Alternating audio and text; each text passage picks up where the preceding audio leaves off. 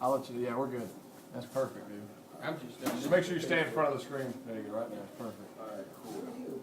All right, here we go. Call some lead. Let's make this thing happen. All right, everyone turn the pages, the Bible pages to Proverbs 30 and 10. Any volunteers to read? Volunteers? All right. Do not slander a slave to his master. The slave will curse you, and you will be found guilty. You right verse? 30 and 10? Oh, I mean 31, I'm sorry, 31. Proverbs 31:10? 31:10? Okay. Yeah. Wow. Paul, want me to read? Yeah. You can find a wife with a strong character. She is worth far more than jewels. All right. Basically, what he's saying in the King James Version, it says, "Who can find a virtuous woman? For her price is above rupees." That is saying that a virtuous woman is priceless. That you cannot like put a price on a good woman. Like, have you heard the saying, "A good woman is hard to find"? Well, a lot of rupees is hard to find, and this saying is even harder to find than that. Amen. All right, continue reading from. To 11. Yeah, to 11, please. Her husband trusts her with all his heart, and he does not lack anything good. All right. In the King James Version, it says, "The heart of her husband doth safely trust in her, so that he shall have no need of spoil." That means that a man, the husband, trusts his heart with her, and she trusts her heart with him. They trust each other, and he does not need to spoil her with worldly things because he is enough. Him and God is enough. That he does not need to buy her a bunch of things with rubies, but that he is enough for her. Can we continue reading for me? She helps him and never harms him all the days of her life. All right. In the King James Version, it says, "She will do him good and not evil all the days of her life." That means the woman will do right by her man through thick and thin. The virtuous woman will.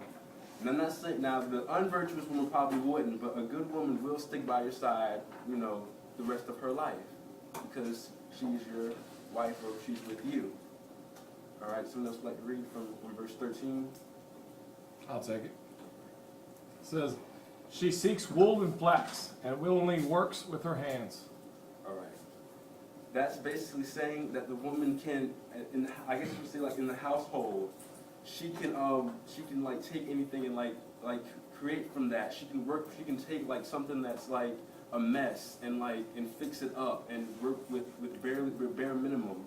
Like, you ever wonder how like your mom, for example, could like make a whole meal out of barely anything? You thought, well, there's nothing in the house to eat. Wait, by the time 6 o'clock come around, you smell a hot cooking meal sitting on your stove. Where's that food You coming can look in from? the pantry like 3 times. What do we have for dinner? Man, ain't nothing. Right. It happened. All right, verse 14. She is like the merchant ships, bringing her food from afar. All right. That's also saying that a good virtuous woman knows how to handle money, knows how to handle buying groceries and dinner to provide for her family. So that way she knows that she can provide for her family if she needed to. Next verse. No, I'm trying to find the page. I'll take it. So, "She also rises while it is yet night and provides food for her household and a portion for her maidservants." All right. Well, back then they had maids and like butlers and stuff, things of that nature. So she would not also provide for her family and cook for them, but she would also provide for her maid, people who are in service of them. So like, let's say you're at work.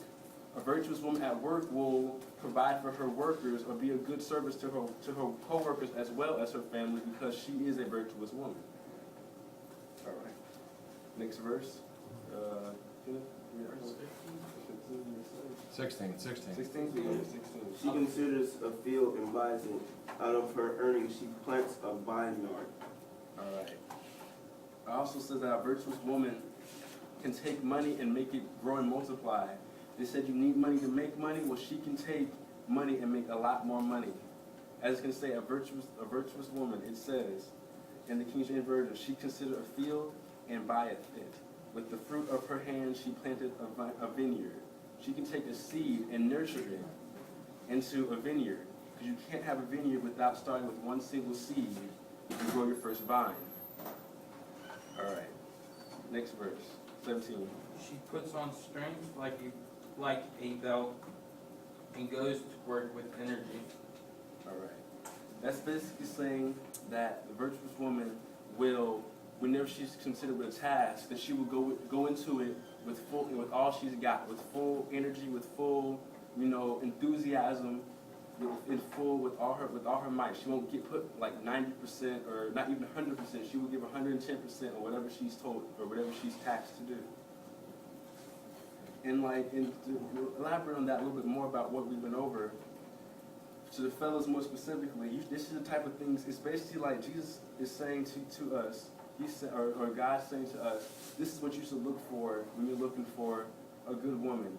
Like, you see, when you go around school and you see that these different girls and different people, certain girls fall under this category, as in like hardworking, can provide for themselves as well as others. But then you have certain who don't fall into that category. So it's like God's given us a blueprint of what a good woman is, and when we find her, this is these are all these things. Because take your parents for example. Like some of your parents who are married, still together or whatever. When they're together, and most likely they believe in God, their relationship, the mom or the female, she's probably all of these things. Like if I look at my mom, I know she's all of these things. She provides for us. She's hardworking. She knows how to handle her money. She's all of these things. I mean, this is what a virtuous woman is. And then it's like the saying goes, when you're looking for a woman or looking for someone you want to be with, you look for the same quality that you look for with your mom. It's like I think I read somewhere that when you find someone, they're very similar to your mother. And basically this is what God's telling us about a virtuous woman. That's good, dude. That's real good, man. It's Go ahead and stop it and we'll have a little discussion.